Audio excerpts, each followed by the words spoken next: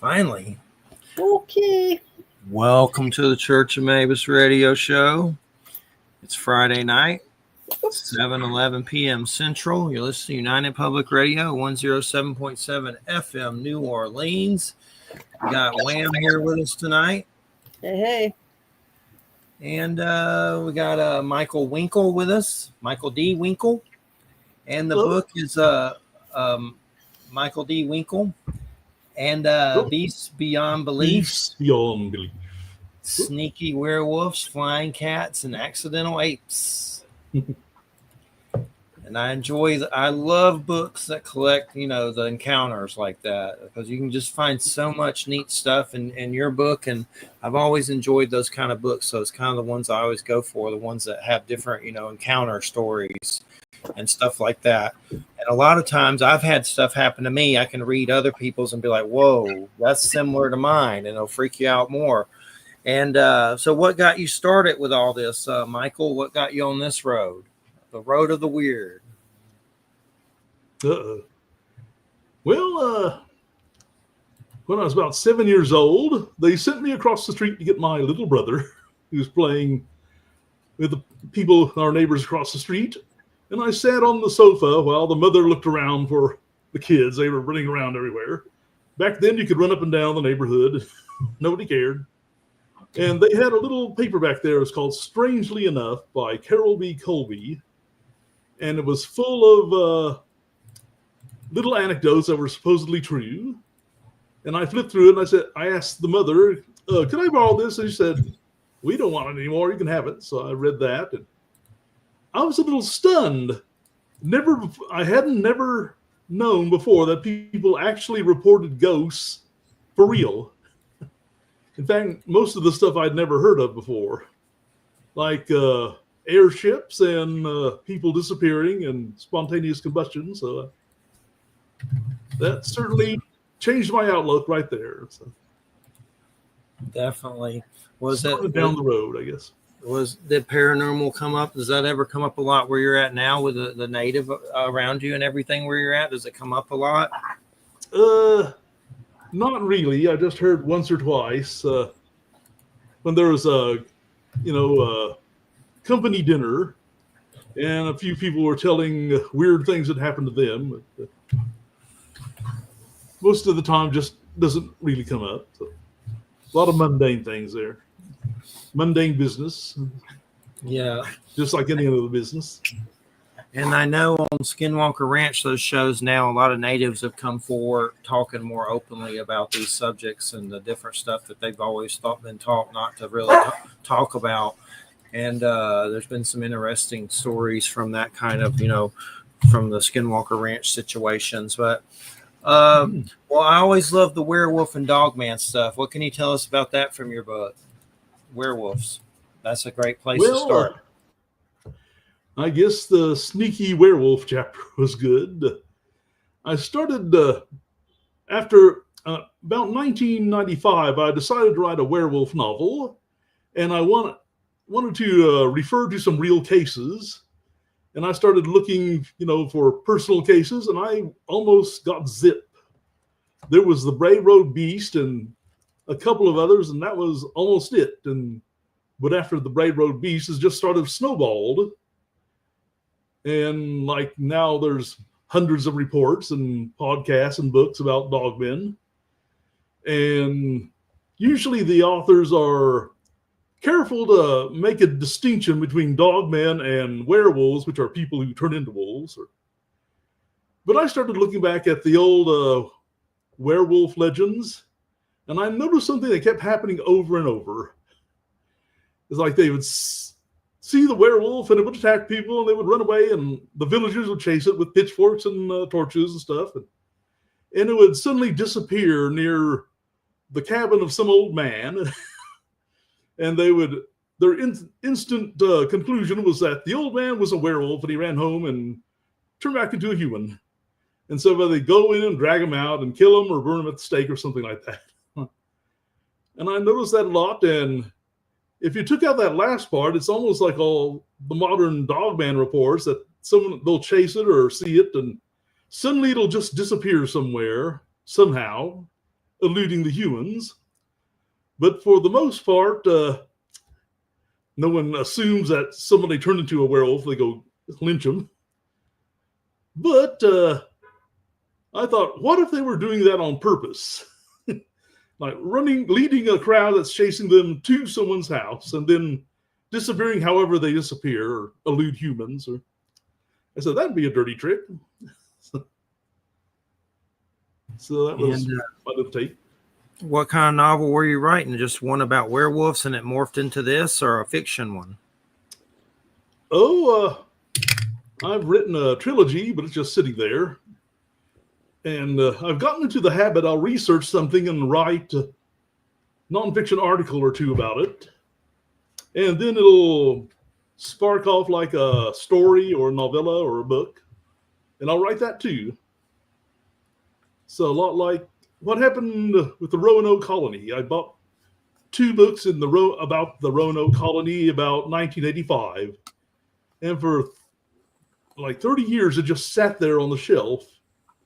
And then one day I said, I need an article on the Roanoke colony. So I read both of those books, and then I wrote an article based on the phenomenon. And then I wrote a little novella that went with it. And now I put them back on the shelf. So I almost never pack up my books in boxes anywhere because I might have one for 40 years and someday I'll need it right that second. I want it to be there. It's always fun looking for those, isn't it? When you got it, when you can't find it and you got to dig and dig and dig and dig and you finally find it. Once in my life, about 2016, I did something I've been trying to do for many years, and I put all of my books in alphabetical order by author at last. Man, nice. And it turned out to be very unsatisfying because there are a lot of authors I wasn't really familiar with that much. So I just stack them in general areas that more like a subject than author. I'm about to have to go through a lot of books and give some away, but it's mostly the ones I'm giving away are just like publishers would send me a lot of stuff when I used to do interviews for the Examiner and, you know, different kind of things for jobs. And there's a lot of them that just, I don't care about, like political stuff or some weird third book in a sci-fi romance that they would send you without asking. So I'm about to just go, I'm keeping all the stuff that's paranormal, of course, and all the good stuff.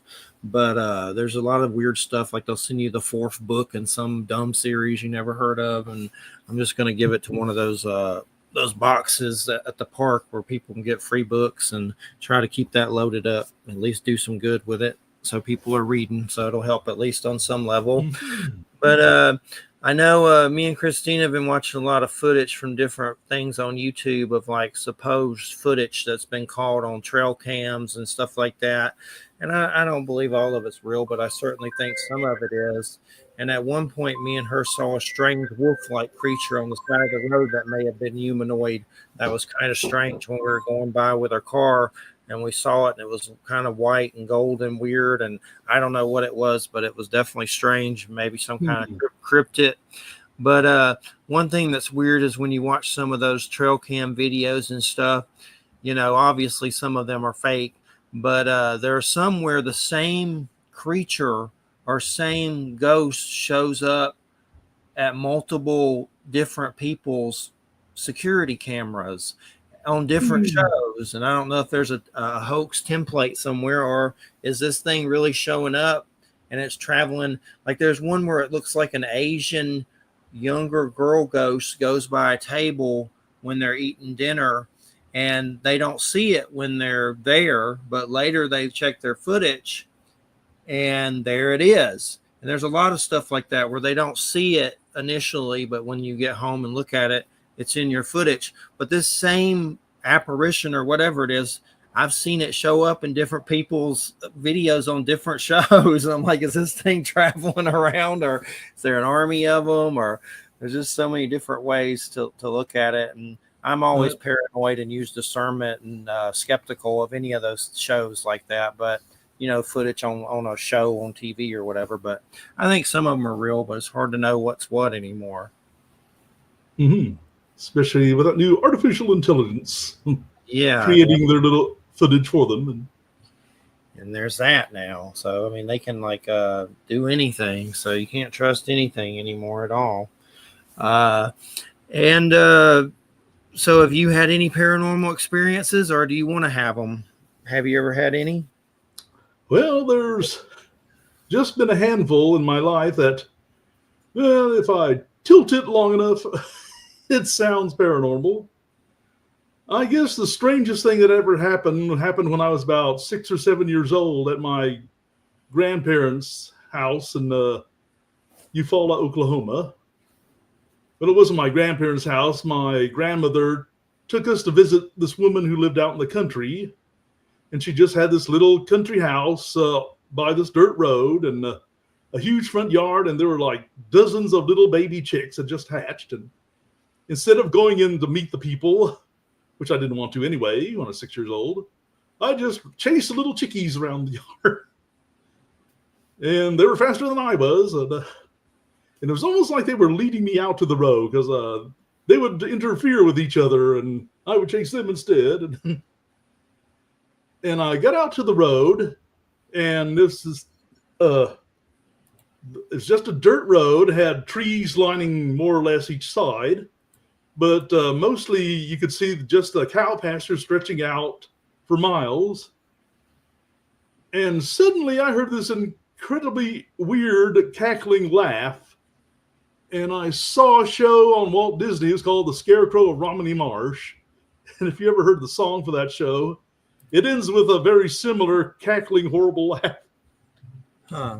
And I looked around. There was only a few trees that I don't think anyone could hide behind. There's a wire fence on posts. Used a couple of little trees instead of posts here and there. And otherwise just empty pastures going off for a mile or so. But I didn't care. I ran back to the house and I ducked under the front steps of the front porch and hid there until my grandmother was ready to go about an hour later. So that's about the strangest thing that ever happened to me. I've been wanting to watch that movie, and I have access to it. It's just I haven't got around to it, but it's on my list of one to watch for sure. It looks pretty interesting. I've never seen it, but I've heard of it for sure. So when it came out on DVD in a special edition, someone told me, "Oh, don't buy that. I'm going to get that for you for Christmas." And this was in November, but I was the first person in line at the store to buy it. And of course, they sold out that day. So it's glad I ran for it. So you got one? You got to get one? Yes. It was originally 3 hour-long episodes on the Walt Disney show. So, and they put them together at last. So. Looks like it's on YouTube too. So I have it in a file somewhere. But yeah, I need to check it out for sure at some point. Yeah, it's on YouTube in a lot of ways. That's a good place to watch it too. But I wouldn't mind owning it for sure.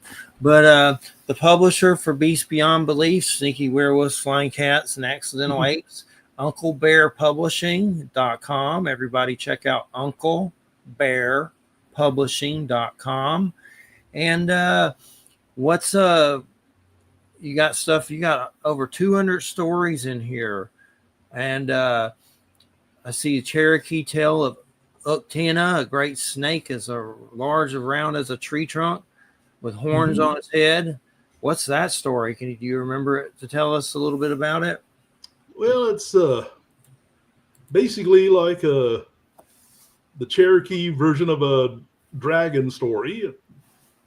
The Uktena had a jewel in his forehead that was magic in some way, and people who wanted to be shamans would try and kill it to get it, because I guess there was species of this creature, not just one.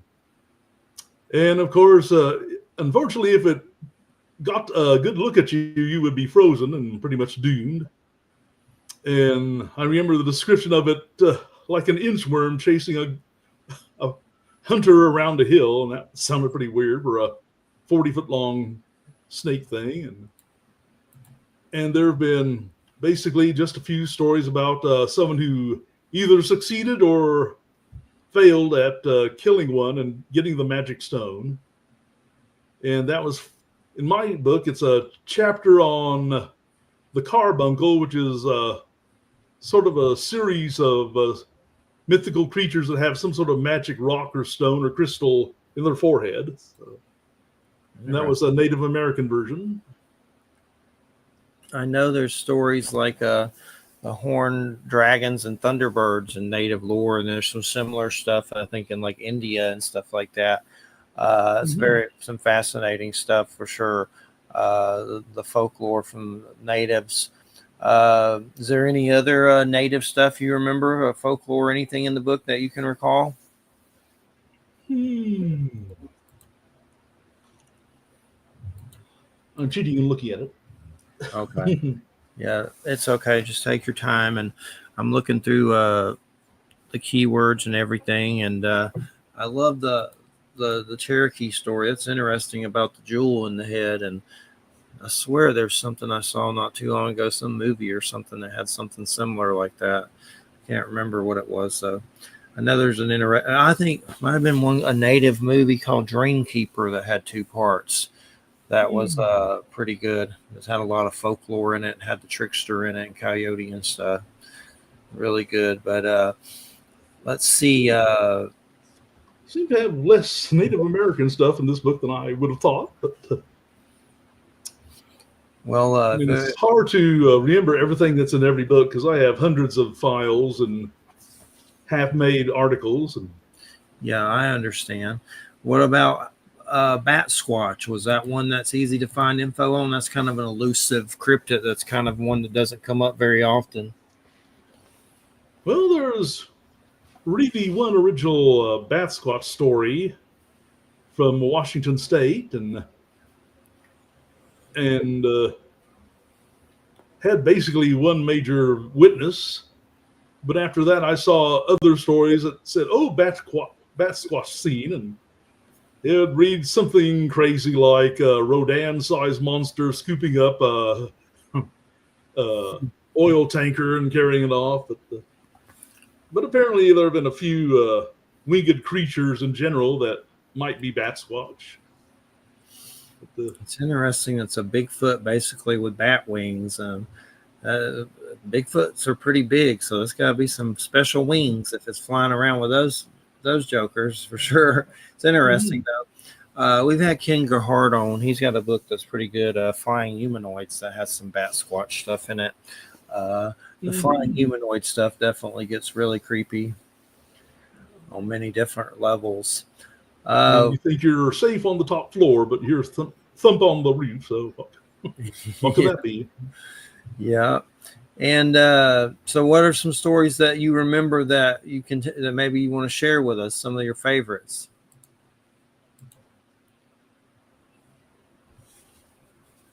Is there any in particular that come to mind? Sort of glitching right there.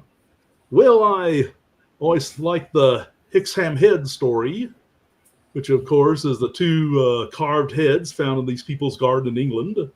And after that, they started seeing a specter that was like a werewolf. And lesser known was a specter looked like half human and half sheep. And I spent years tracking down every article and source I could find for that. And it was nice to put it all together in one article. And they made a point in one book that werewolves must be archetypal because everyone knows what they are. And the newspapers had the Hexham head story in the 70s, and they splashed it all over. But they didn't seem to know what to do with a sheep man. Yeah. If they mentioned it, they would mention it as another beast man scene, but they wouldn't say it was half sheep.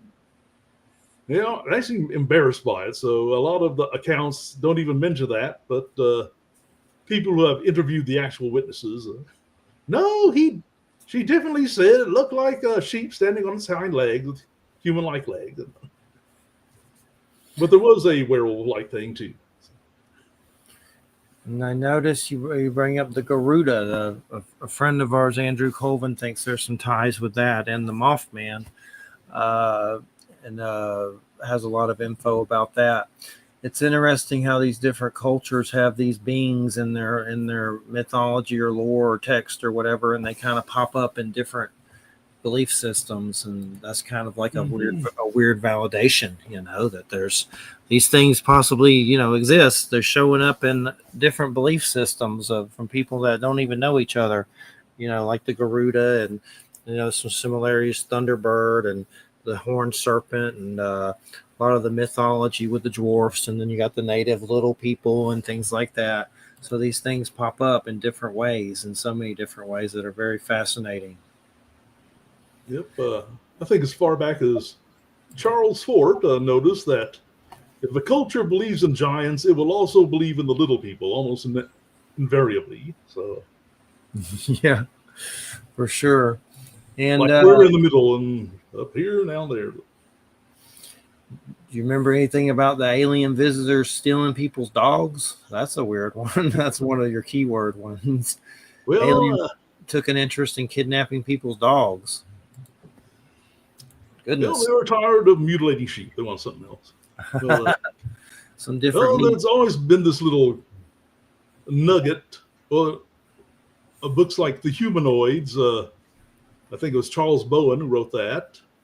They collected all the known close encounters of the third kinds throughout since 1947 to the 70s, and in 1957 there were like a trio of UFO reports, and in two of them they happened on the same day across the country, hundreds of miles apart, and two of them specifically said these beings or creatures were chasing the dogs around trying to catch them, but the dogs were fighting back. And that's always been there. It's just been a little nugget, not enough for an article, I thought. But I came across Encounters with Star People, which is about Native Americans encountering UFOs and such.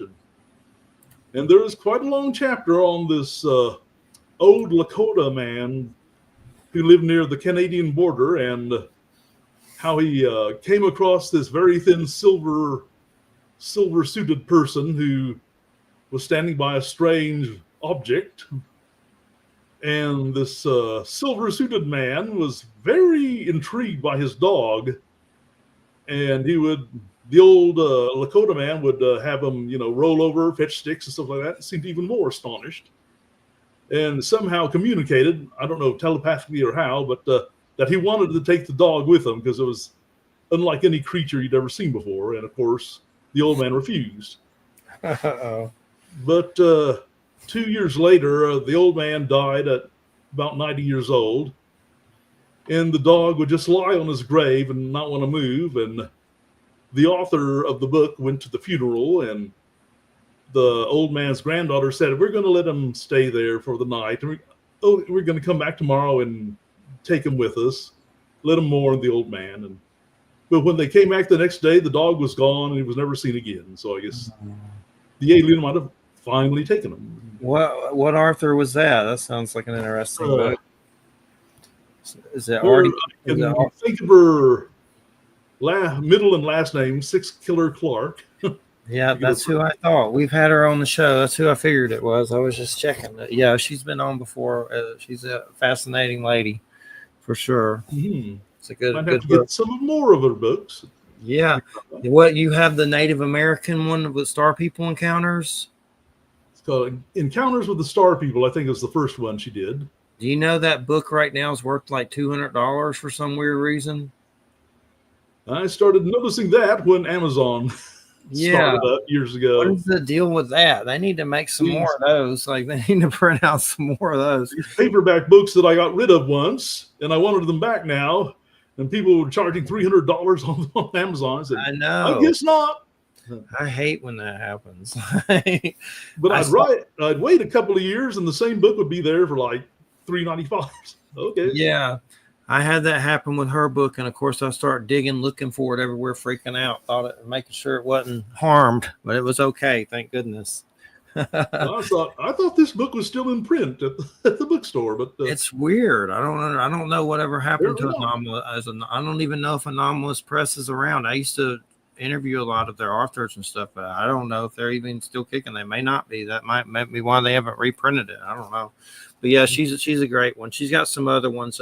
Sky People. It's more South American, Brazil, and then there's another one that's like a continuation of Star People. You can find those at a pretty decent price, I'm pretty sure. But yeah, that one tripped me out for sure. The price hike, and so what does UFOs and aliens show up quite frequently in a lot of the encounters that you wrote about? Oh, not that often. When they do show up, they sort of stand out because most of these animal paranormal stories are like ghost animals or animals reacting to ghosts or folklorish demonic animals or phantom creatures or things like dogmen and phantom panthers. What's the Hollywood Dogman chapter about? Is that encounters or is that like werewolves in movies or something? Oh, you got a Hollywood story of Hollywood Dogmen. Yeah. So that came about because I also have lots of movie magazines, usually about old horror and science fiction movies. And there was a fellow who starred in Plan 9 from Outer Space. Another that were considered the worst movies of all time, and after those movies were gone by 1960, he seemed to disappear. But in the 90s, I got a magazine. They had an interview with him in some magazine. I think it was called Epilogue, and he told about his life and how he got into Hollywood and how he met Ed Wood, who put him in, gave him a steady job being in these bad movies. And then there's a news report that the character's name was Kelton the Cop that he played. And, of course, I can't remember his real name now. But there was just a magazine, had a paragraph, said, Paul Kelton, I don't know. But Kelton the Cop, who played Kelton the Cop, was arrested and taken in for observation because he called the police and said, men with dog heads were on his property and spying on his house. And when the police arrived and wanted to take him somewhere, he got in a fight with them, so they dragged him away. And I said, well, that's pretty sad. But years after that, Film Facts magazine had another interview with him, and he was still doing good. And someone wanted to put him in a sort of X-Files-like show, and he would be a police officer who kept running into monsters every week. So and I said, well, it had a happy ending. So.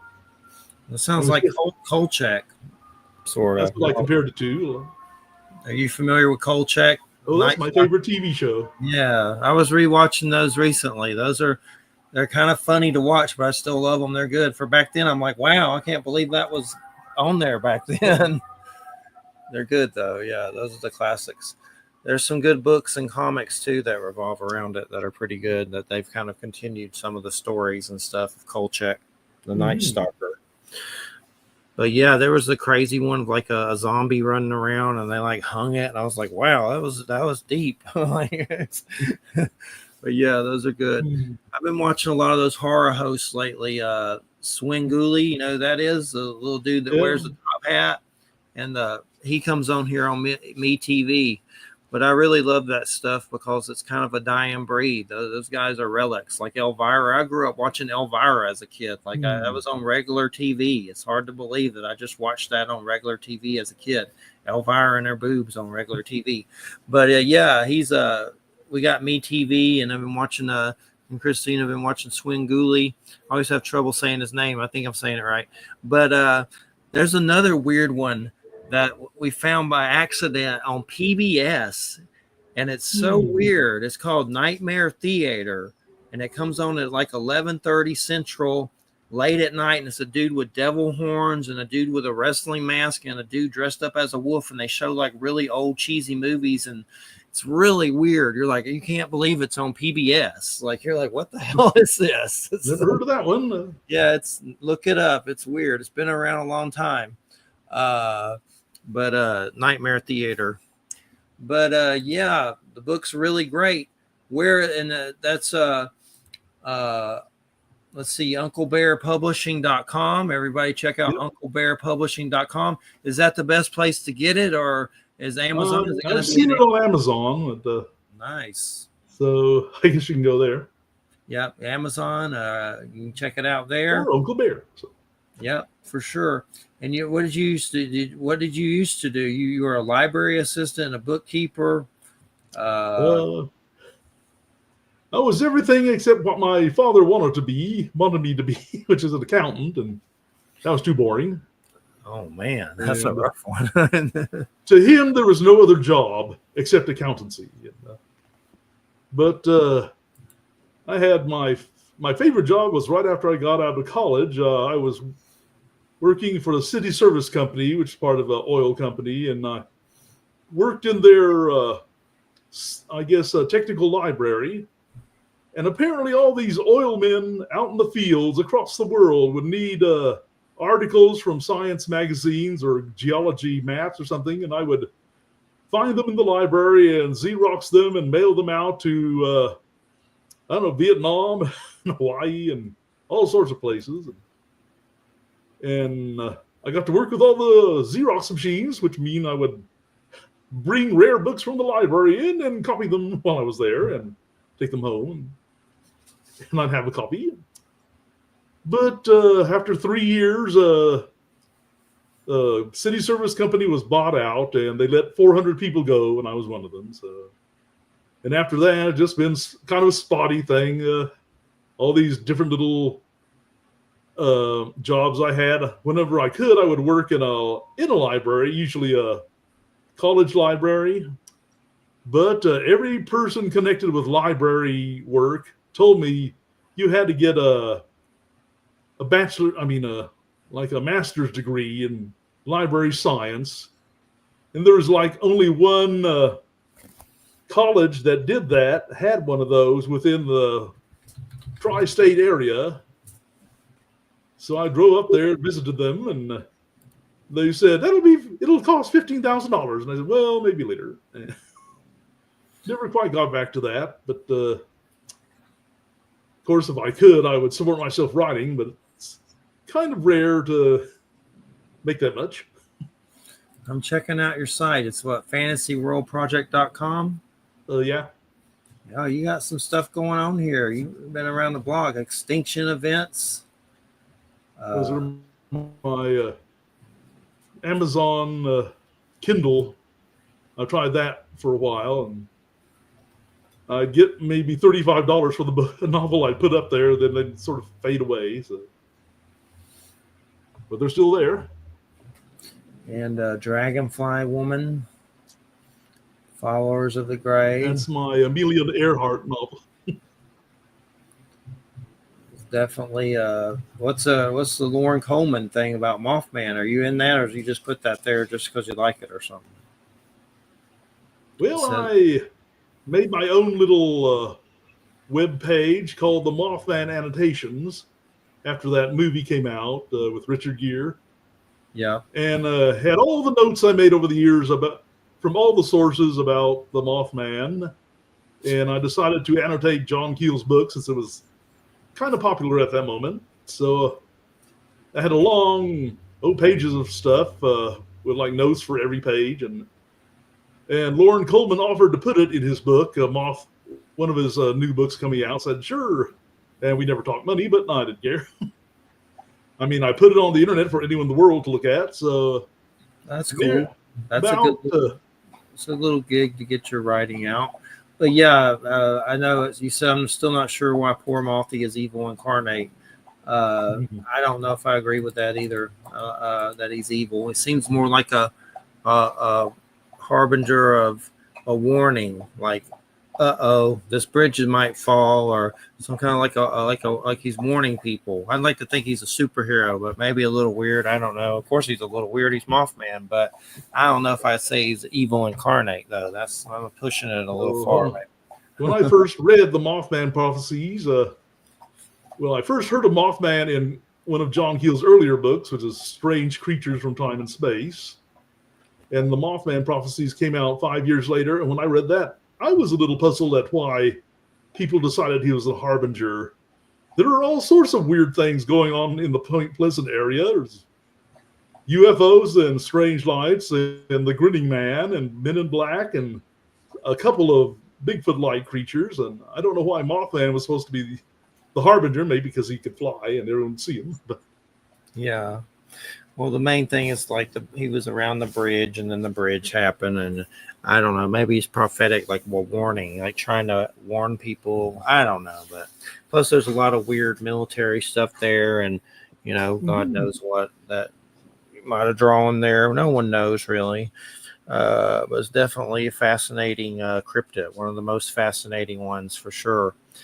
It's always interesting when UFOs come up with Bigfoot too. I know Stan Gordon in Pennsylvania, a big researcher, has a lot of Sasquatch UFO cases that are pretty interesting. That's always interesting when that combo happens for sure.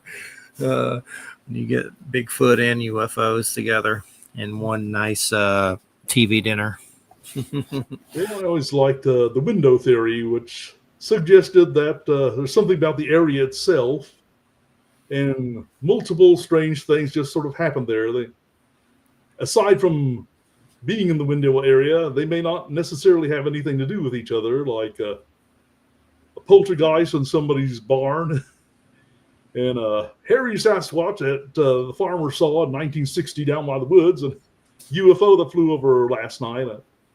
Enough of those will make it sound like it's some sort of incredible hotspot of paranormal, but it might just be a trickle from somewhere, the window area. What were some of you're into Marvel comics? What were some of those when you were growing up? I'm into comics. I'm having to calm down with them, but I still love them. But what are some of the ones you've grown up with? Well, up to about the age of 12, I read like Gold Key, the Walt Disney and DC Heroes comics. And then this thing called Marvel came out. I wouldn't touch that with a 10-foot giant man. But then they did a sneaky thing. They decided to ignore that, approved by so-and-so corporation, which after the 50s, they said they can't have vampires or zombies or anything like that in your comics. But Marvel decided to ignore that and started printing things like Werewolf by Night and Tomb of Dracula, Monster of Frankenstein, and the Man-Thing. That's what sucked me in. Those are the greats for sure. And then they started crossing over with some of their heroes, and I was sucked into that too. So it's just like, I think 1 month in 1973, early 19, I started buying almost everything Marvel put out, and I totally stopped buying DC and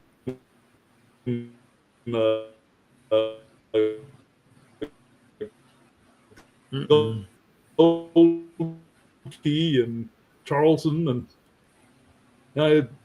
it's pretty much it was like a switch turned on in my head. Or change. So. Yeah, those Werewolf by Night. Back to the other stuff. Yeah, there's so many. It gets burdensome if you get into them too much. You're like, there's too many. But yeah, the Werewolf by Night and Dracula and all that was the good stuff for sure. That's the good stuff. Most of those, I've looked at some of those and actually found them on a torrent site or something, and I got a bunch of them digitally. Mm-hmm. But if you actually try to look for them physically, you're going to be in deep trouble money wise. So I'm happy just to have them on digital, just so I can read them. Well, when I was all grown up, I gave like 800 of them away to some friends' kids, and they're probably financially well off now. They kept them. So. Yep, some of them can rise up for sure in value. Mm-hmm. And let's see. That's cool though that you got in Lauren's book. That's pretty nice. That's a sweet little setup. Well, my annotations probably take up about a fourth of it. And And he had a biography chapter for me, which was basically my website with I changed to Mike or something like that. So Yeah, I'm about a third of that book, really. that's cool. What is PJ Farmer's Pulp Hero Metafiction? What is that? I've never heard of it. Hey, stop it. Uh-oh. He doesn't like it. Well, that was... Oh, he's is it okay?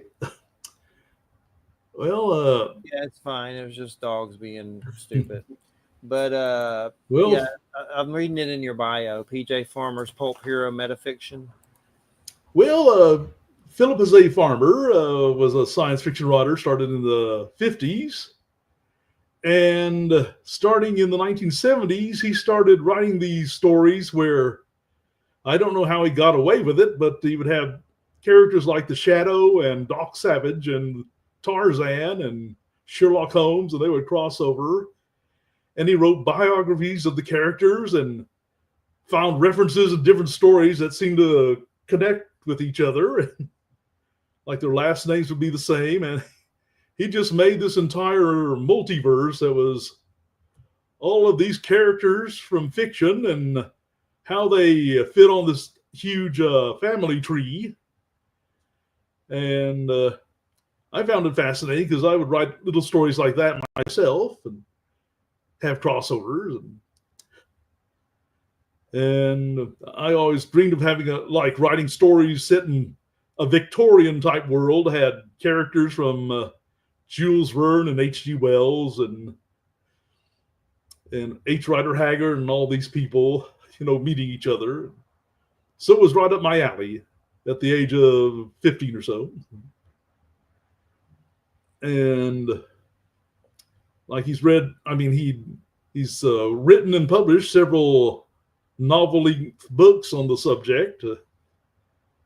I still don't know how he got away with it, because he had there must have been hundreds of copyrights that he was crossing over, unless he actually contacted everyone, got all the copyrights. Yeah, but now people can do it with fan fiction, but they can still get in trouble with that. Yeah. Do you remember much about the bird story with Alfred Hitchcock? There was some real cases that inspired that. I didn't know that. Do you remember much about that? That there were some real weird bird cases? Well, there's in early 1960s, there seemed to be strange things happening with types of gulls. And there's one incident that's actually mentioned in the birds. The type of a gull called a city shearer. What was, quote, millions of them were flying into like the San Francisco area, crashing into cars and through windows and attacking people and vomiting and falling over and dying. And in the months later, after they studied it, they thought they were poisoned by some sort of bacteria that grew in the shellfish and stuff and regular fish that they usually ate. And it just drove them nuts. And that's about the time Alfred Hitchcock started looking at this old story, The Birds, by Daphne du Maurier, I believe. And he started working on it. And I picked this out from various magazines over the years. And the BMI book on the birds, which is a little book about that one movie. And apparently, while he was making this movie, like there were reports of like seagulls attacking people and crows landing in farms and pecking out the eyes of sheep, and reports coming in from Northern Europe, people working on telephone lines and chimneys were being attacked by birds. It was like filming this movie actually was making it happen. But after the movie came out, I guess it all settled down. But just in that area, the early 1960s, there seemed to be a lot of bizarre bird attacks or events. So. And what's with flying cats?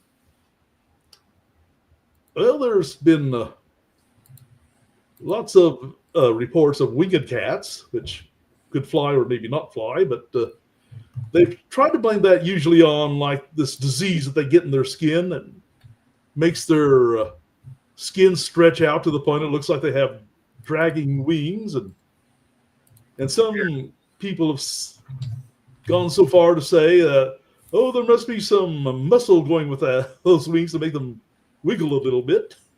Well, that sounds a little odd. But my favorite flying cat story was actually from the South Pacific. It's from an island called Manga Riva, and it was in this fellow's biography, and told of his time living there. And he was visited by some islanders who said that the spirits of the islands like you, so you should be okay. And he met up with another American who'd been living there for a long time and married, a native, and lived with their family. And he absolutely refused to believe in any supernatural events because he was afraid he'd lose his identity as a modern American if he actually started believing in this stuff. But he ran up one night in a panic and told him a strange thing happened. Oh, what was that? He was out smoking in the back near some palm trees, and this cat came floating by. And it looked like a cat that was curled up asleep in front of a fire. It was just sort of spinning by like a frisbee. And the author of the book said, well, that's odd. And he just took it in stride. And a few nights later, he was outside at night, and he saw something coming by. And at first, he thought it was a bat until it just flew in front of his face, and I think even brushed his hair a little with its tail. And it did indeed look like a grown-up, normal house cat, just curled up in a circle, asleep. And it was just spinning by like a little furry flying saucer. And they discussed how strange that was, even for this island. One night, a few nights later, hey, let's stay up and watch for him. So they went back to the man's house that he was renting on the island. They both just sat on the back porch and smoked and looked out in the darkness. And eventually they saw something else instead. There's something lurking in this cookhouse, which is a separate kitchen from the house. They just had the door hanging open, regular wooden door. And a humanoid figure was lurking in there. And according to the author, it looked like a chalk outline of someone dead on the ground, just like an outline of white with arms and legs and a head. And it actually stepped out of the cookhouse and went running across the field faster than a normal human being. And he said, oh, I think that's enough for tonight. Let's go in now. But I think they saw the spinning flying cats once or twice more. And in my little theory, I said, maybe it was cats sleeping in front of a fire all nice and curled up, and they had a out-of-body experience. We're just spinning around still in that position. So that was the flying cat story from the South Pacific. Cool. Have you seen the weird thing with the... Have you seen the weird thing with the rabbits that get the weird fungi growth on them and stuff, and it looks really weird, like some kind of fungus that grows on rabbits, and it looks very bizarre, like something out of The Last of Us, that show. Yeah, I've been seeing those. I've seen a few of those. Things that look like fangs sticking, things that look like horns, and things that just poking out in impossible angles. And it's some kind of, I don't know. What do you know much about it, Wham? Is it a disease or it's like a fungi? It's real creepy. Whatever the hell it is, it creeps me out. Well, when I was looking at a couple of videos about it or pages, and they were saying that it was about the same sort of organism that causes warts, whatever virus or disease that is, except it was a lot worse than that. Much more virulent, I guess. Really, and it didn't really hurt the rabbits unless got over their eyes or in their mouth where they couldn't eat. Yeah, some of them were. It was like growing over their eyes and stuff. It's definitely strange. Definitely creepy. It reminded me of The Last of Us, that weird zombie show that's used to be a game. It's on HBO where there's like fungus zombies, but definitely creepy. I don't know what it's called, but some kind of weird disease that looks. I know it's weird because they always say the jackalope. You have to wonder if that's did the jackalope original jackalope have that fungus, and that's where jackalope came from. I don't know. Maybe so. Maybe, never know. So what? You've done a lot of stuff, a lot of articles, a lot of books, and what's on your plate for the future? What are you wanting to do? Well, I've been trying to re-edit the Kindle books and start up again because I was going to restart my web page more or less, and because I haven't touched it for over 3 years because of reasons, not any good reasons either. And I've got all sorts of stories I'd like to finish writing. I write everything in longhand, so I have to retype everything, and I have stacks of these notebooks that I'd A, like to finish the stories and books that are in them, and B, type them up, and C, start sending them out if I ever get any time.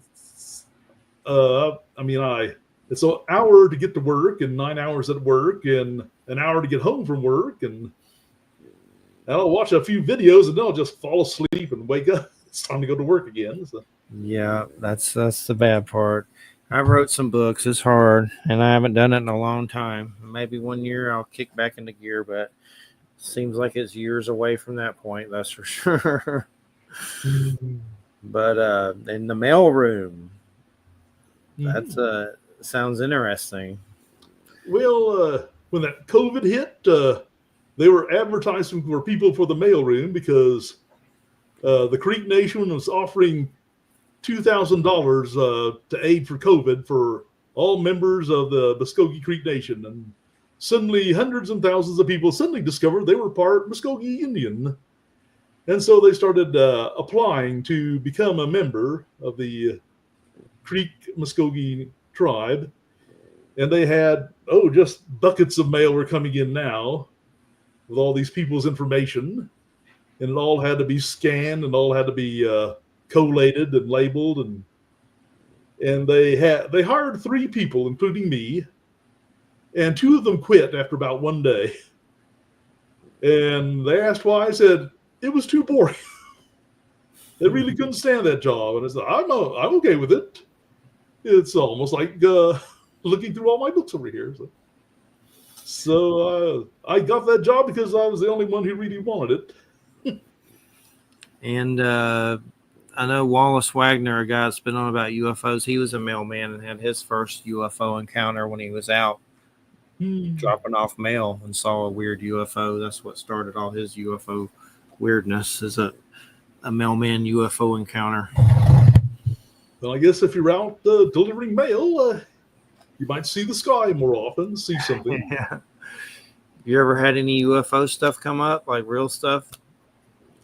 You mean personally or involved? Anything personal? Well, there's 1997. I was driving down one of the main streets in Tulsa, which is Memorial Avenue. And I forget when I was going, but it was nighttime. And suddenly there was this little triangle of orange lights, just like a right triangle. And it seemed to be going up and down in front of my windshield, and would go straight up, and I'd look at it.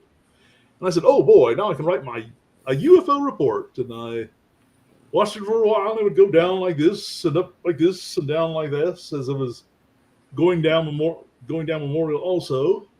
And I zipped home and started writing out UFO report July 17th, 1997, 8:30 p.m. And I wrote it all up and put it aside. I even drew a little picture what the lights looked like and how they were moving. And just about a year later, on the exact same stretch of Memorial Avenue, I was driving along, and here came a little egg beater type helicopter just off the road, and it had the exact arrangement of little orange lights in the same way. And I said, well, maybe that was and I just set aside my little UFO report and forgot it. But if it was a helicopter just like that one, it had to be on its side and going across the sky like that, unless it was a weird reflection in my windshield. So just in case it was, I haven't promoted that sighting. So. And what do you read a lot now? What are some things that you're reading that have caught your attention lately in book world, in the world of books? Well, sadly, I'm about the world's slowest reader, which is bad when I have thousands of books. Recently, I've been saying, well, I have all these books over the years to write nonfiction articles and see if I can use something in my fiction as well. Like I read several Amelia Earhart books and wrote an article, and I wrote an Amelia Earhart novel. So I've been trying to get through mostly like nonfiction and, of course, the paranormal.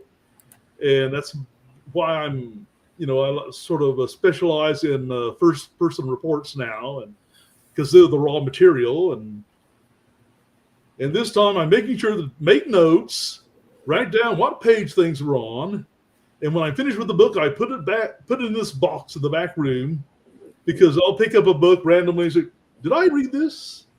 I don't remember if I read this or not. I better read it again.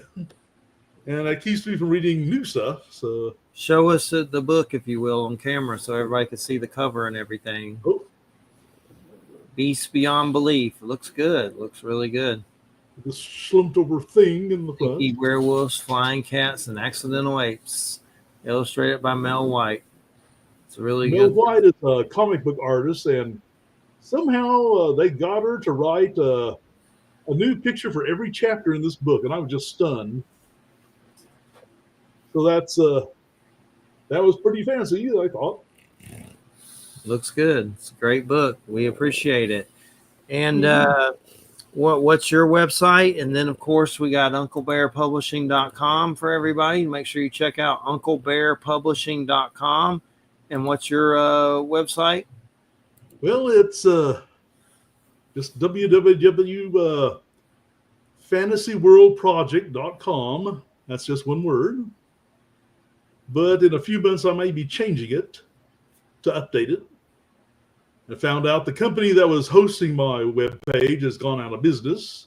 Uh-oh. And the company that bought that out went out of business and was bought by another company. And I've been trying to get on that one, but it looks like I'm going to have to make a totally new, get a totally new domain name and all that. So may take a little longer. Yeah, there's so much weird stuff going on.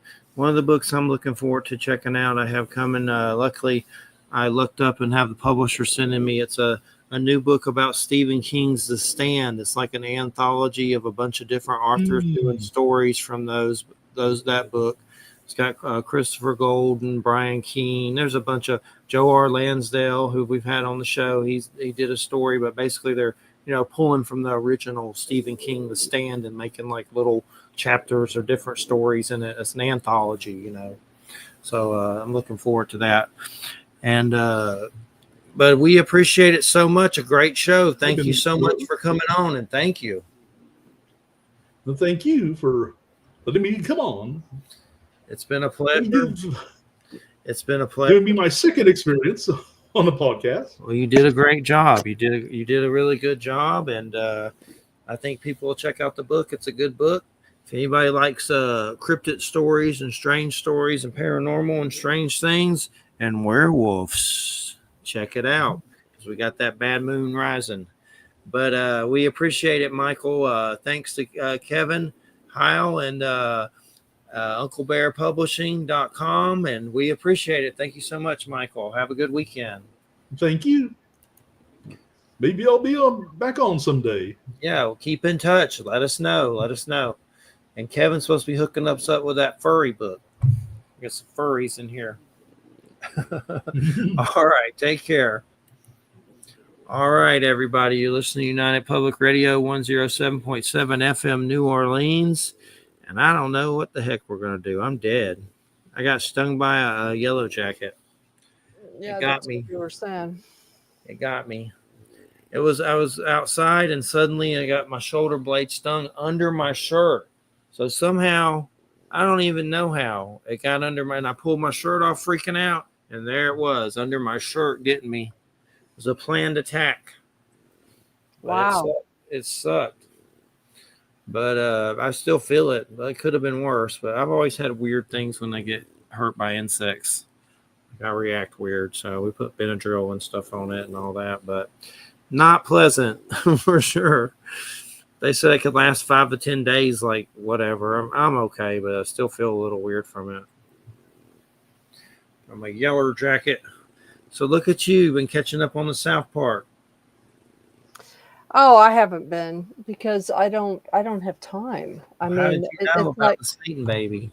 yeah, I mean, I hear about it Yeah. because, half the people that I know are watching it, but I haven't even been able to keep up with, the show that I want to see, which is Star Trek Strange New Worlds. It's like I haven't even gotten through the first episode because I don't have time.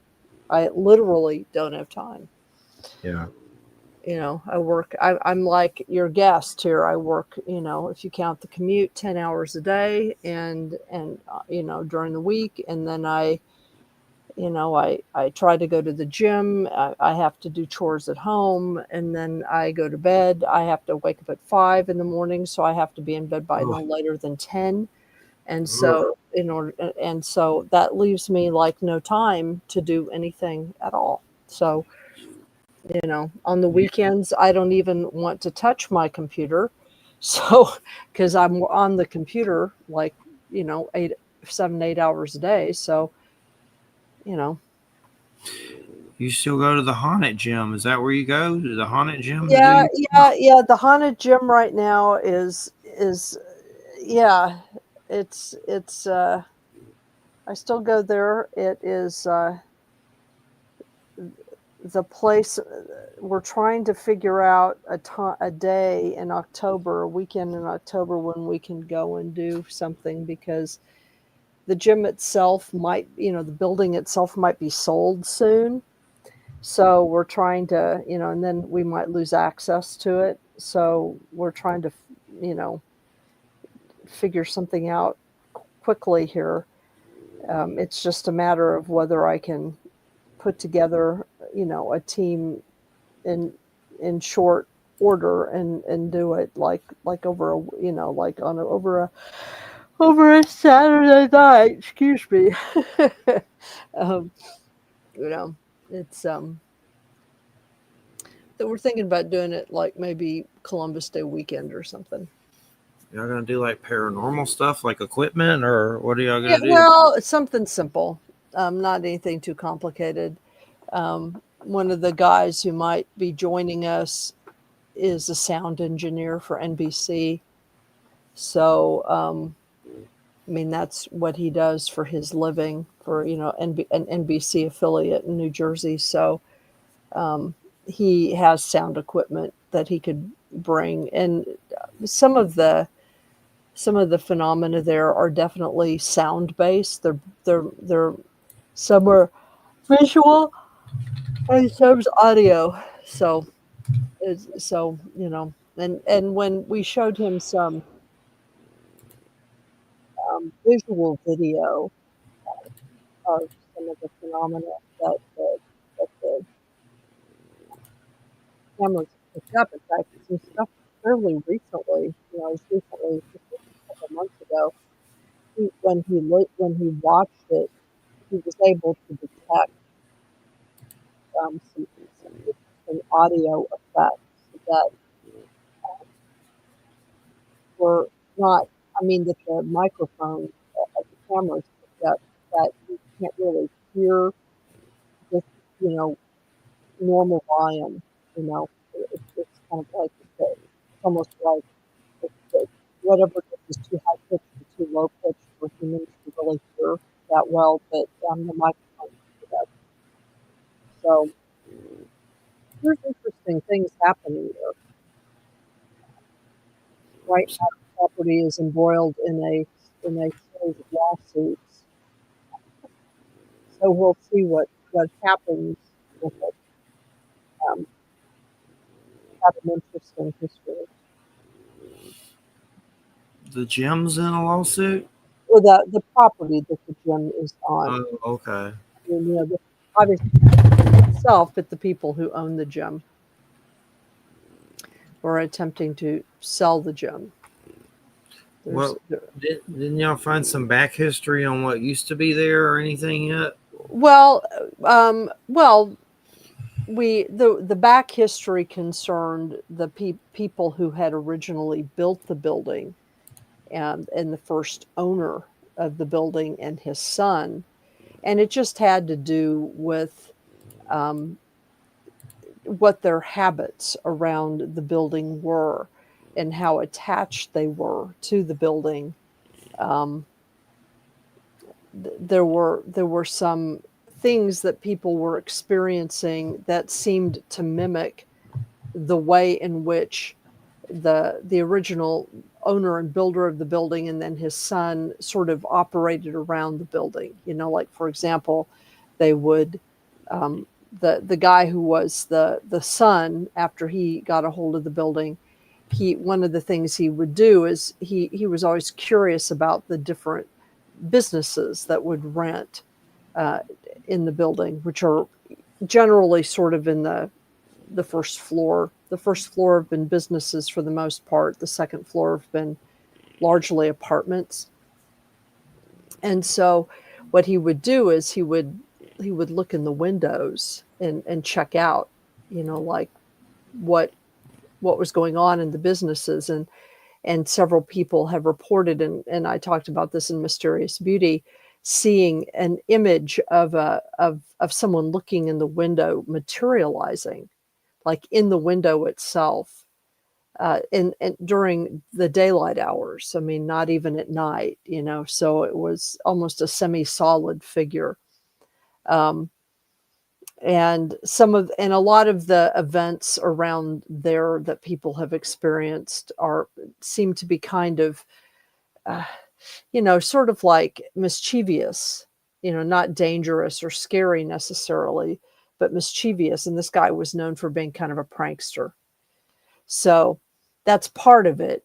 The other part of it, though, is that, and this is not something that that the guy who runs the gym that I'm in knew, but apparently there was an individual who lived in one of the apartments that was closest to where the gym is. The gym does have a second floor component to it. It's the only business that does have a second floor component to it. So it runs up against apartments on either side of it. And, it shares a wall with apartments on either side. And on the north side, apparently it shared a wall and a door, which the trainer always kept locked, but a door with an apartment in which a guy who was apparently a real jerk. I mean, like, nobody liked him, and he would beat his girlfriend, and he was just sort of a terrible, obnoxious character. He apparently died in that apartment and was found dead in that apartment. And after that occurred, it's probably the source of a number of really kind of bizarre experiences that a number of people have had, especially upstairs. Like, there was this one instance where, and this is when people were coming back from the pandemic, my trainer started to experience some weird sounds and stuff upstairs that seemed to be a little bit more aggressive than things had been before. And so he put up a camera that was looking straight down the hall towards this larger room that he would use as an activity room. And you could see all the way down the hall into the room. And one time when he was there with other people downstairs, he got a notification on his phone that there was movement upstairs on that camera. And so he pulled it up, and while he and two other customers watched, this was live, a figure moved, and there was nobody upstairs. A figure moved from a kind of a semi-transparent figure moved from right to left and dissolved into the wall, which would have a wall that was shared. Died, his apartment would have been on the other. So there's been there. It's interesting. I see a lot of these people, how security stuff picks up things like the door cams and stuff like that. It seems like a lot of them can pick up stuff that you normally wouldn't. I don't know what differentiates a camera to be able to do that or what technology, but it seems like a lot of people are getting weird stuff on that kind of stuff. And then a lot of it's like they're there and they don't see it, and then they bring it home and look, and there's some weirdness, and they're like freaked out that it's there. But it's interesting how some of the stuff does get picked up on different types of cameras and things. I'm not sure what. Yeah, it is odd. Well, you know, I think that some of us, myself, but I think some of us seeing it really has to do with whether or not we're expecting to see it or not. You know, a camera is kind of dispassionate. You know, it's not predisposed to seeing one thing or another once you just set it up. It's kind of neutral. And because there have been instances where people have seen things.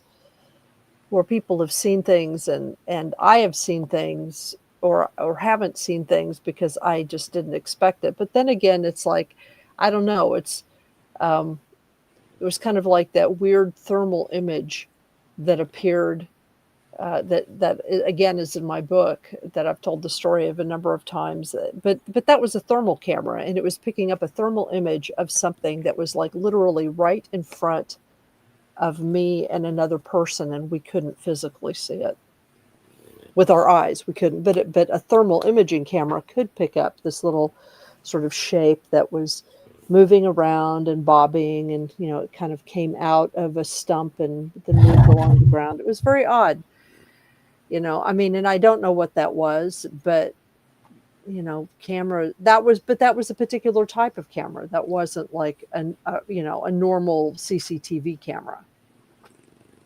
So I hear purring. Do you have a cat here? It's Edgar snoring. I was hoping no one could hear it. I tried to mute it some, but he does that when he sleeps, the dog.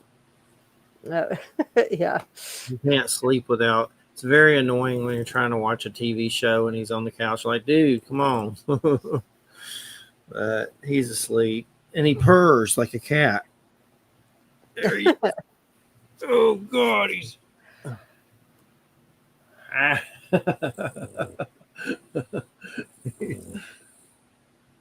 he's half asleep. Quit making noises. He's just kind of grunting. Yeah, he makes like weird, I don't know what it is, like the Predator or something. There was some video on one of those YouTube things where they show paranormal stuff. They had Trumpelgooch at some kind of thing, and Kid Rock was there, and something flew around his head, looked like a little winged demon, like it got on the cam somehow. And I don't know if it was real, but it was still funny and neat and weird. But it was like some little winged little thing, looked like it was flying around his head. That could have been fake, but I don't know. Somehow they picked it up,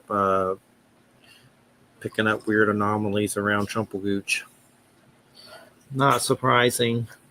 Trumpelgooch. Yep. Trumpelgooch. He seems like he's croaking to me from what I see. That's the way they're kind of making it out, like he's about to croak. Got weird purple patches on his hands and passing down weird bags from upstairs in the White House, like poop bags or something, passing out the window. Hopefully it wasn't a dead hooker in that bag or something. Well, you know, I'll believe it when I see it. Yep.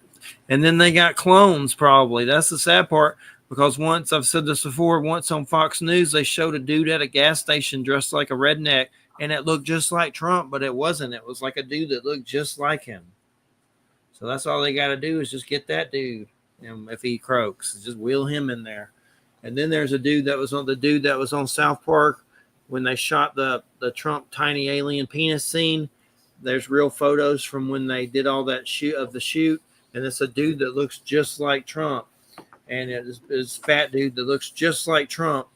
And one of the creators of South Park had the little alien penis on his finger and was like right there near the guy's diaper showing it like with his finger. It's pretty funny, but but anyway, there's dudes that look like him. It's creepy. So that's all they do. That's what they did with Saddam. They just roll out the clones. He might have died, and then they just found a clone or someone that looks just like him. It's weird. A double, you mean, not a clone. Yeah. I mean the clone. Yeah, they probably have clones too. I don't know.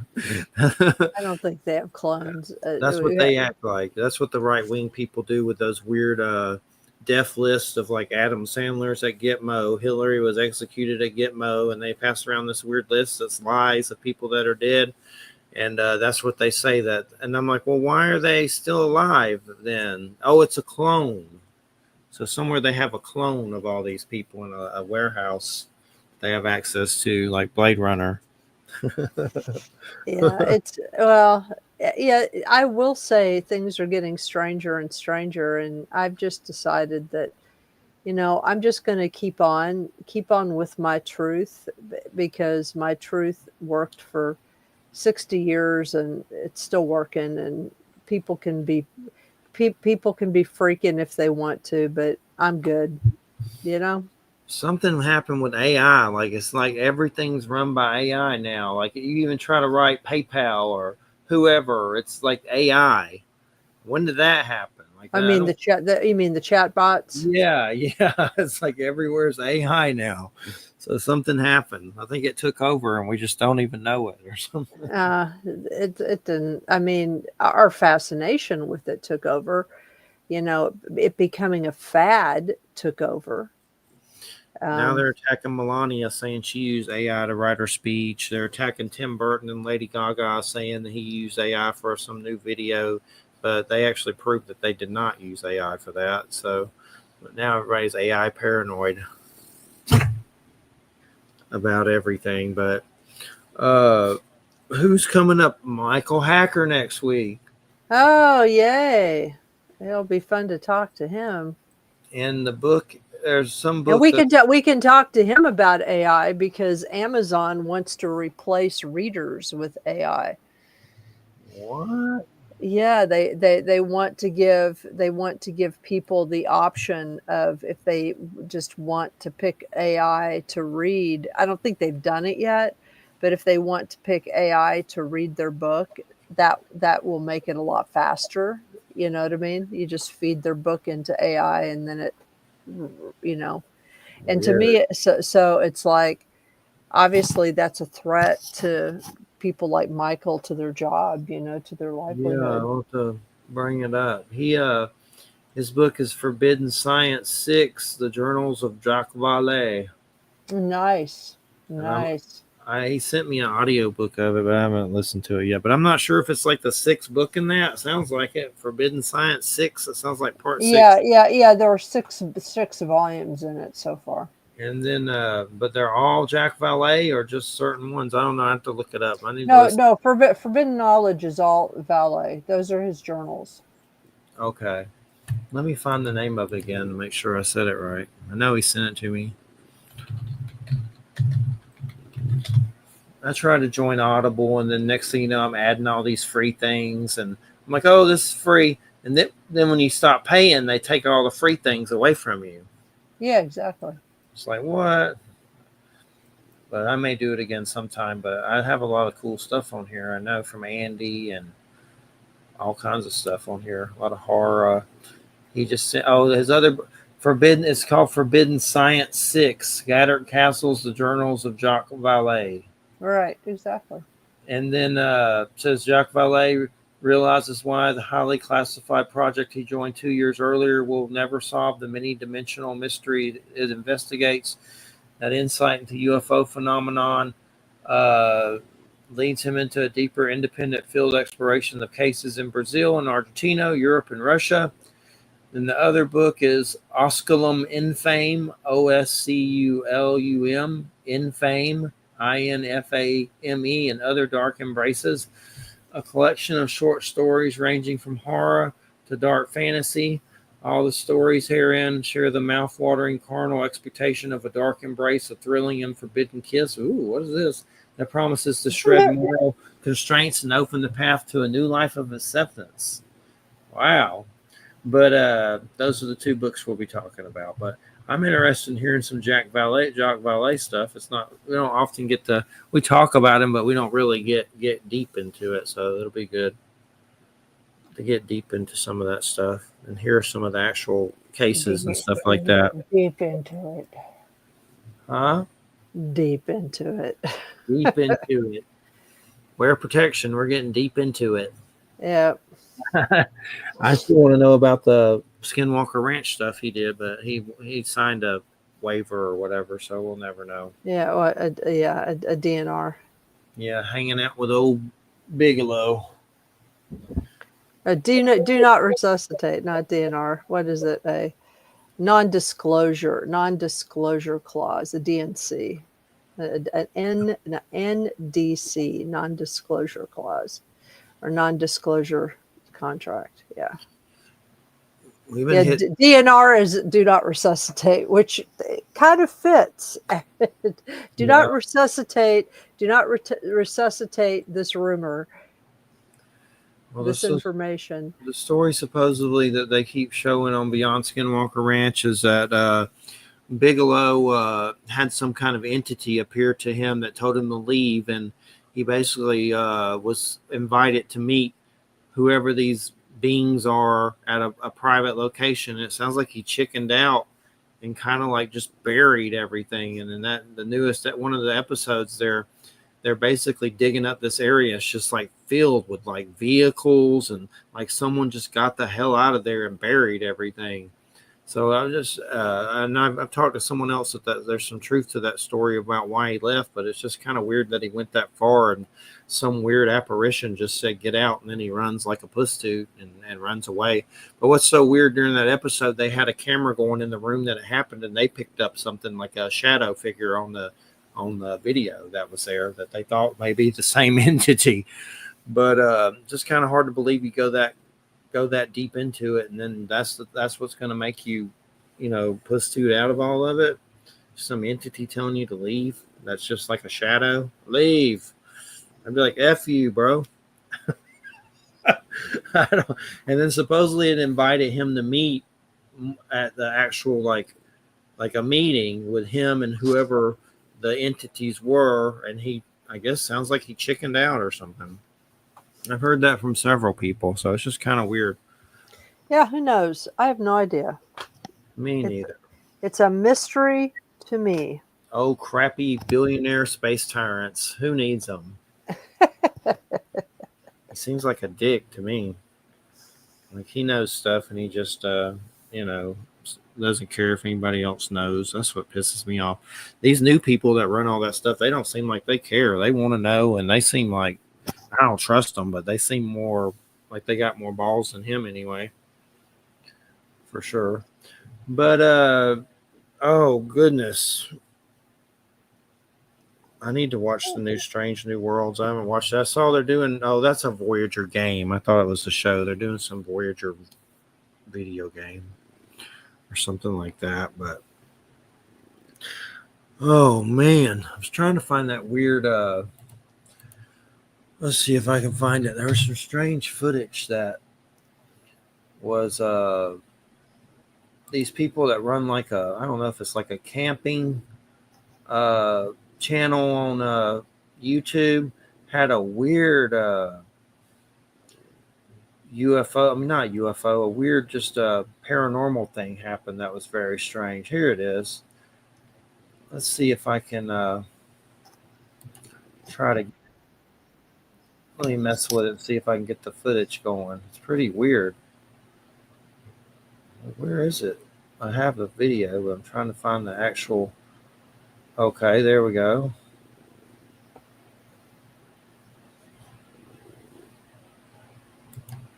Let me make sure this is the right. flipping through it. Da, da, da, da, da, da, da, da, da, da. Yeah, that's it. Okay, hold on. See if I can get it up on here. I always hate doing this, but I think I can figure it out. What's weird about it is I'm not sure it's paranormal. Maybe someone in the military with like some kind of predator technology and night vision goggles. That's what I was reading in the chat, the comments. Here we go. I think. Is it up there? Yeah. We've got it's doing the infinity thing. Why is it doing that? Oh goodness. I don't know. Why is it so little? Let's see if I can start that over. That was weird. I don't know what I hit to do that. Share screen.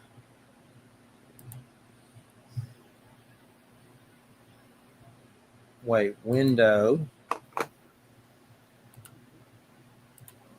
I think it's still doing it. I don't understand that. We may not be able to look at it. What in the world am I hitting to do that? Hold on. Whoops.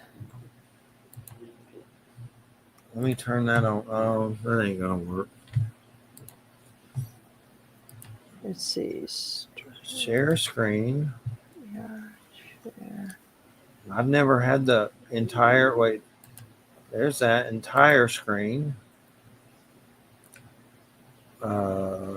There's that. I don't know why the hell it's doing that. Okay, let's see. Why am I making it go infinite? I'm trying to hold on just a minute. That is really weird. We're opening a portal, apparently. Okay, hold on just a second. Oh, come on. Share screen. Okay, it says here. Let me see. I'm reading here. The infinite loop occurs when you share your entire screen, and that screen contains the StreamYard Studio or browser window with the studio open. Okay. To prevent this mirroring, you should share a specific browser tab or application window instead of your entire screen. Okay. Slides, extra video. So share a specific tab or window. Let's see if this works. So, like, open another tab. I think I did it. Why does it look so little? Yeah. That's right. That's right. Okay. Now what are we looking at here? It's some footage that these camping people that run a channel called. Well, I'll get the channel name in a minute. But basically, they run a whole thing about camping, and they never talk about paranormal ever. Like they don't even, the channel's not even for paranormal, but something weird got picked up on one of their like surveillance cameras during their camping trip. Okay. That's very bizarre. And I don't know if it's paranormal or not, but it's weird. So let's see if we can do it. Wildlife. How cool could it be if I could show her some night pictures of what's walking around at night while we're sleeping? Now, I must admit, I haven't had any luck so far. I've put out the camera many times and never captured any footage. But tonight was different. Here it is.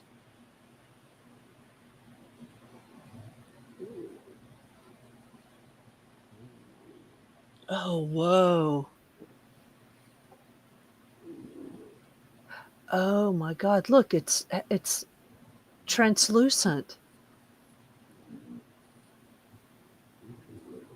Okay, that's strange. And it's like checking out their car. Yeah, and look, it's got those glowing fucking eyes. Oh, I said the F word. Yeah. Sorry. You said Fukin. Fucking. Well, good morning. Oh, This morning it almost feels like somebody wild. doesn't want us to camp here anymore. The weather is socked in and not going anywhere. It's been raining for hours here. And we actually woke up on a low spot we parked last night. So we woke up in a lake. So we actually didn't fold up the tents or anything, just moved the Jeeps with the kids still in the tent. so that at least we're on grass, we're not in muddy ground. And never captured any footage. Let's do it one more time. But tonight was different. That is amazing. Those glowing eyes.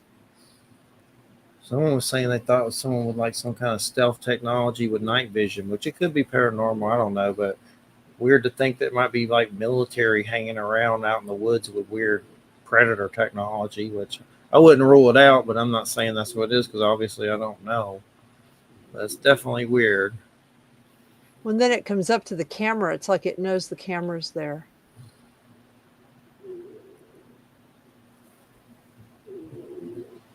Yeah, look at that.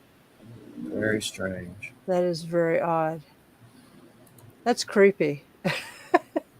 With the glowing eyes, that's very creepy. And then the channel is called Voyager Overland. Voyager Overland. And they're on YouTube. And it's just about camping spots. Like, they don't have any other things at all about that kind of stuff. It's just camping junk. So that's weird. That makes it weirder. Yeah, that's pretty weird. Yeah, that was a weird one. Who knows? Could it be some kind of weird military in a park or something? I mean, you never know what it could be. Sometimes I get paranoid that China's here living with us in our houses with technology like that. We don't even know it. They're just like here hanging out. But it's definitely an odd one. But yeah, there's been some weird ones on some of these channels. One's called Maximum Fear. I think he does a good job of just gathering like all these kind of videos and stuff, and you know, he kind of gathers them and put them in collections so you can watch them from every year or whatever. But another one's a British dude named Slapped Ham. He gets the footage and puts it in like a compilation of different people, you know, trail cam stuff and just weird stuff. He had a funny one where this dog was sitting on the steps like a human, and the dog for some reason was sitting, and it looked like a human sitting, but you knew it was a dog, but it was just sitting weird, like bizarrely, like a person would sit. And that was weird. Like, they do nature stuff and weird animal stuff, but that was a weird one that stood out. Very creepy. Someone in the comments said it could have been some kind of military thing, but who knows what it was. Well, I mean, even if it is, that's still creepy. Yeah, that you're camping and something's, you know, hanging out, looking Yeah. in stuff. I want to get a doorbell cam now. I have a trail cam. I need to set it up, but wouldn't surprise me to catch something on it. There was this one weird one. I can't find it because it would be too hard, but it was on one of those compilations. This lady was in Compton, California, and she had like a doorbell cam, and right at her porch, there was a weird angle, and you could see it, but it walked by. But the weirdest looking alien with a weird ass head just walked by, and it wasn't like the camera just happened to pick it up. It wasn't focused on it or anything, but it just happened to just walk by her porch, and it looked like a weird, like, I don't know, like one of those weird tribal where they do weird stuff with their skull and stuff. But You mean the elongated head? yeah, it looked like something with an elongated head just walked by our porch, but it looked like a gray alien almost. It was really weird, but I mean, it could have been fake, but there's some that are real, I think, but that one seemed weird, like just a weird thing that got picked up. But there's all kinds of weird ones. They catch dog men and all kinds of stuff. One of the weird ones is some weird, I call them earthworms. It's like some creepy bald creature that looks skinny and like it's starving, and they just like pick them up. Those are always popping up. There's another one that's like a weird little, it's almost like a little goblin. They caught it on in Mexico going across the street or something. At one time it jumped up in the air and like flew and came back down. And one lady had one in her yard that chased her, and they have them. They're fun to watch, but you got to use discernment. And the crappy part is you'll never really know if it's real or not because you weren't there for starters. So most people are just like fake. I don't know if you've ever seen that weird video of some gray alien being interrogated, and it's kind of creepy. It was going around a lot, but anyway, apparently Michael Salla of Exopolitics which all those exopolitics people seem a little kooky. But there's a guy going around on those on radio shows. Let me find the guy's name. He's going around saying it's a real video of an alien being interrogated, and basically that the video is real. And the dude, I mean, he's probably a spook, but he's going around basically defending it, saying it's a real. Here he is, Michael Sala. Oh, Michael Sally. Yeah, I know who He's he a is. little fruity, isn't he? Yeah, But- he's one of those Like exo civilization people who Yeah, believes. like Alfred Weber and stuff. Yeah. Kind of fruity, but this is called Gray Alien Interrogation Videos, Genuine Case Closed, and it's a dude named John Stewart that's claiming it's a real alien, and it's like, this guy's got to be a spook. But anyway, he's going around basically defending that it's real on all these radio shows right now. He's dressed like a spook. I'm trying to find it. It is a creepy little video that kind of creeped me out, but I'm not going to say it's real. I don't know. But here it is. It's kind of funny, but let's see if I can get it up. Oh, crap. Let's see. Just remember, share it in a tab. Don't share it your whole screen. Okay. I think I got it. Here's that little creepy sucker. Is it on full? There it goes. All right, here goes. All right, we're looking at the interview suite at S4.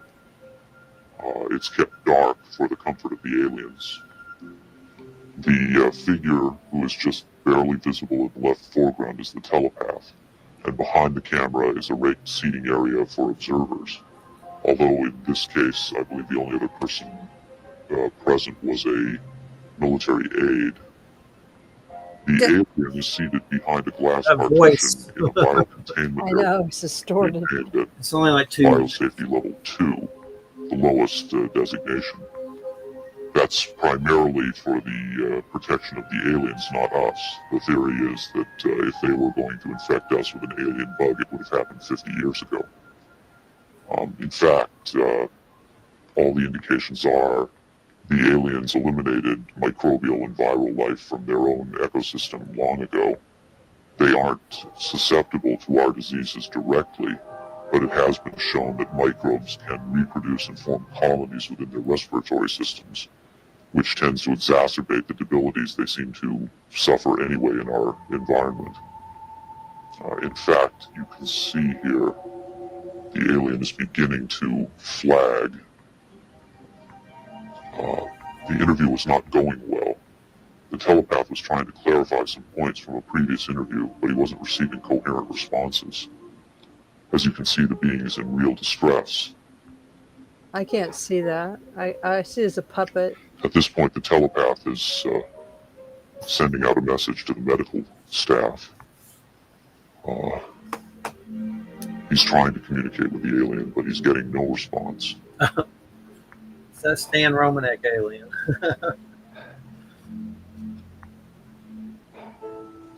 There's very little he can It's do. almost over. He's gonna There's no direct connection between his space and the biocontainment area. That's the aide stepping in on the right. The medical staff should be there by now. They're slow in responding. So basically, they're showing the alien dying. There they are. I have to say the medical personnel at S4 are less than first rate. They tend to be selected for their willingness to keep secrets rather than their medical competence. By the way, he's not shining that light into the eyes. It looks that way, but in fact he's checking for hemorrhaging around the eye sockets and in the nasal cavity. I'm sorry. It's very hard for me to watch this.